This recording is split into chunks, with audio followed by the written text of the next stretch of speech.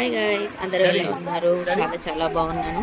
నేనైతే పడుకుని లేగలేదు. సాటర్డే రోజు రాము నైట్ షిఫ్ట్ వెళ్ళాడు. Early morning Sunday morning call చేశాడు. నేను వస్తూ బిర్యానీ తీసుకొస్తా, ఎర్లీ మార్నింగ్ బిర్యానీ అంటే సరే అని చెప్పాను. నేను దక్షిత్ లేచి ఓన్లీ బ్రష్ చేసుకుని ఫేస్ వాష్ చేసుకుని కూర్చున్నాం ఇద్దరం.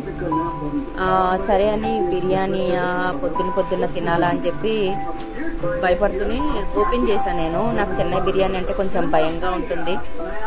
దట్టు నాటుకోడి బిర్యానీ అని చెప్పాడు. నేను అసలే చికెన్ తింటాను, చాలా తక్కువగా తింటాను. గ్రీన్ మింట్ చట్నీ ఇచ్చారు. చట్నీ ఆకుల్లో ఆకుల్లో ప్యాక్ చేసి ఇచ్చారు. చూడడానికి బాగుంది, టేస్ట్ కూడా చాలా బాగుంది.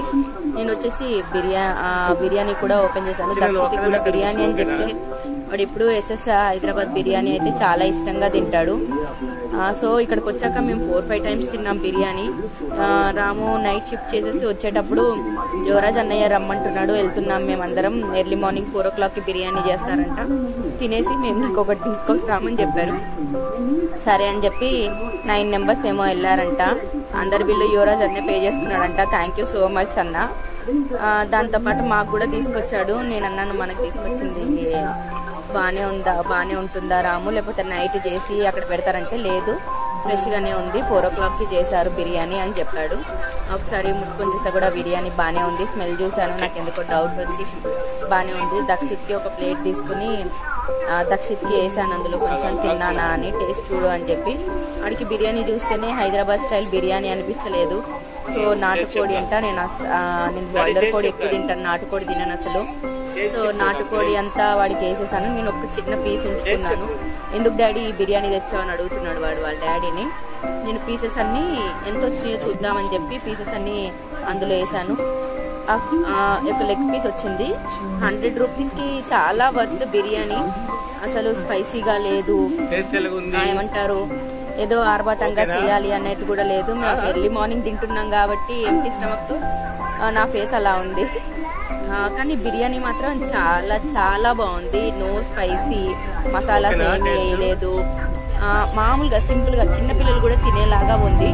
ఎర్లీ మార్నింగ్ 4 o'clockకి చేస్తారంట, వేడిగా వేస్తారంట. మా వాడు ఫోన్ చూస్తూ మరి బిర్యానీ తినమంటే ఏదో ఇది బిర్యానీయా కాదా అని ఆలోచిస్తూ తింటున్నాడు వాడు.